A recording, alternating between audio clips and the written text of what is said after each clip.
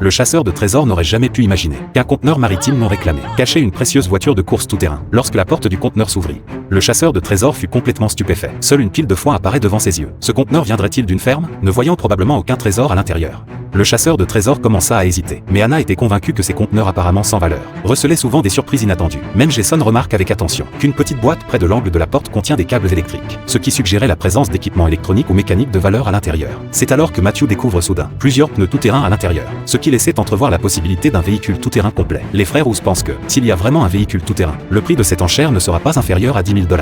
Alors, jusqu'où les enchères allaient-elles finalement monter? Lorsque les enchères commencèrent,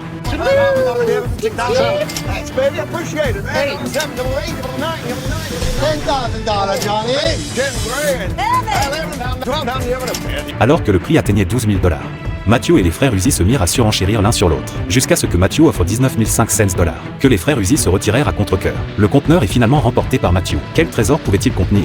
Sous la bâche noire se cache un système d'éclairage, valant au moins quelques centaines de dollars. Après avoir retiré les balles de foin, chacune pouvant rapporter 40 $.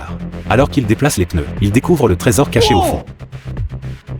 Truth or dare. Oh! Oh man! It is a dragster! It's a Morgan!